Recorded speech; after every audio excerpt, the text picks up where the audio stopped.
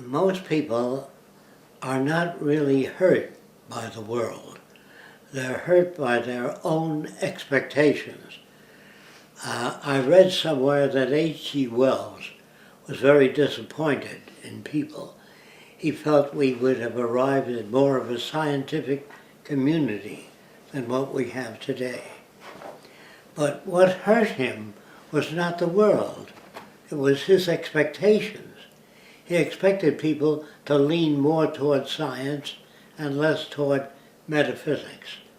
And he suspected that the system would gather intelligence and know the right direction.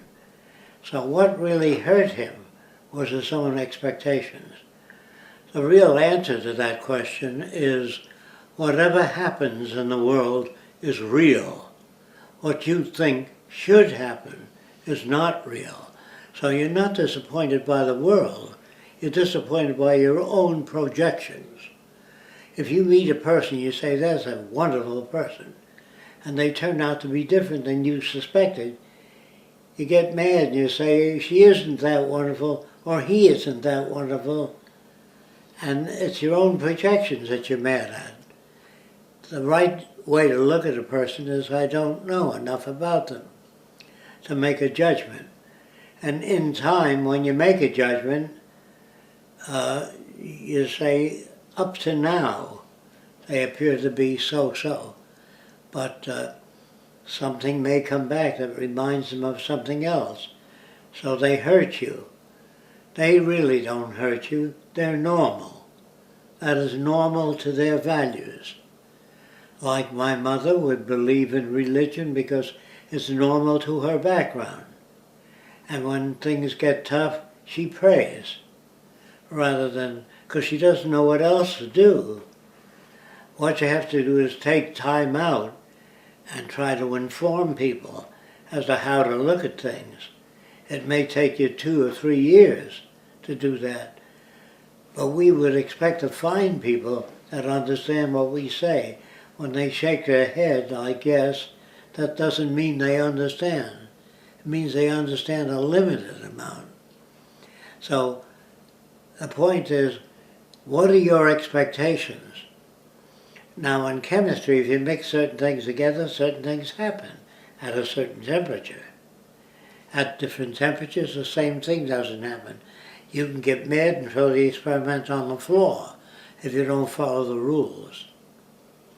So if a person wants to be more analytical, they have to learn how to say, I don't know, or up to now, everything seems to be okay. My relationship seems to work out in many different areas, or more areas than I expected. Sometimes we're pleasantly surprised by the reaction of people we had a negative view of. I may have a negative view of you, but in time, observing what you do, my negative view becomes a positive view. But if I have a negative view, it means I was projecting. I really don't know. So the point is, when events occur that are tough, if a person deserts you at that time, you understand that they can't live under those conditions.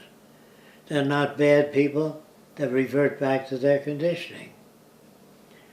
Now, reverting back to their conditioning means if the world is catastrophic, if a man is shot and he's laying in the battlefield, he says, I hope the first aid people come soon. I don't feel very good. If they don't come soon, he says, where the hell are they? He expected them to come sooner, but they come as soon as they can come, whatever that is. And if you can't take it, you can swear all you want to. But if you continue to swear and continue to get angry, they're apt to arrive during that period. And you say, well, it's my prayers, because I hoped they would come and rescue me. That goes for... H.G. Wells had a scene in the movie, I think it was called The Shape of Things to Come, in which a pilot shot down a German pilot, or another pilot, and he went over to the plane crash, and the guy was very ill. He couldn't leave. He said, the plane is going to explode and I'm badly damaged. So this guy gave him a gun to shoot himself. In the motion picture Airmail, there was a guy caught in an airplane. He couldn't get out. It was burning. So the guy shot him twice. Guy loved him, but he didn't want him to burn to death. Is that murder? What is it? If everybody claimed he was suffering so much from cancer, I shot him. Is that love? How do you talk about love? Do you know what I mean? If a person is suffering from cancer, he says, please, take my life. The doctor says, I can live 3 months with this condition. And you hear him crying out, suffering, and you shoot him. Are you a murderer? Are you kind? All those words are very difficult to deal with. It depends on the situation, depends on how attached you are to the person. If you don't give a damn about their suffering, you know what I mean? So when people begged certain doctors to take their lives, they were suffering too much. It was too much on their family. They didn't have a bank account to pay for this medical condition that they were under. And they said, please end my life because the pain is unbearable. And the Bible says you're not supposed to take a life, no matter what the pain is. That's your entry into heaven, especially in India. A person is suffering a great deal, they're paying off their karma. If you end that, you shoot them, they can't pay off their karma. So, well, you got all these crazy things that you are exposed to, and you use your logic thinking that it makes sense.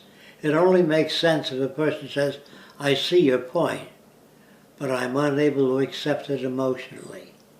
There are people like that can't do that. They can't shoot their father, even though he's suffering, because it says thou shalt not kill. And they figured even if they shot their father that was suffering, they've committed a crime against God. So remember, it's your own expectations that hurt you, not the world you live in. Whatever happens in the world is real. What you think should happen is unreal. So people are hurt by their expectations. Any questions about that? If you have reasonable expectations, such as I don't know, then whatever happens, you say, gee, I didn't think it would be that bad. How do you know how bad it would be? Whatever happens, no matter how bad it is, if 50 kids are killed in a bus crash, that's a problem. Why were they killed? The bus slipped off an icy highway. What can you do about it? I don't know. And the condition will prevail. Unless you come up with a new way of friction tires that can't skid on icy highways. That's the best you can do. But if you made those tires and you put them on the bus, and the bus still slipped, it means you got more to go. You can't say, I made icy tires, it won't slip. That's a projection, unless you tested it out many times. Do you understand? So what does man really want? He really wants accurate predictability. You cannot achieve that unless you're technical. Accurate predictability. If an engine fails, it means there's something wrong with a fuel pump or any number of things. If you can't attend to those things, then the probability is that at some time or other the engine will fail. Now, I don't expect you to walk around accepting everything that happens. I expect you to be angered and say, what can I do about it? I don't know, but I'm going to try.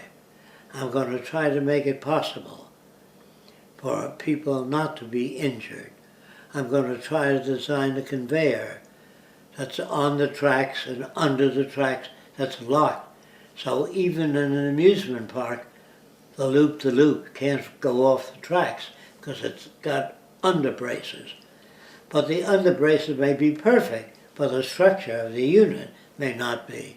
So to the ability of an individual to handle all those things It's very difficult.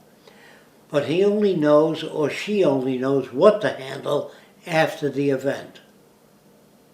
Do you think you know what I mean? The event has to occur first, then the person makes a safety device. And he solved that problem. But there may be other problems, and another event may occur that's negative. And the person says, what can I do about it? I don't know enough about it. I'm going to read up on it and try to become familiar with the nature of the problem and try to solve it. And when a person says to you, have you solved it? This is the device I made in an attempt to solve it. Will it work? Well, according to the tests I did, it will.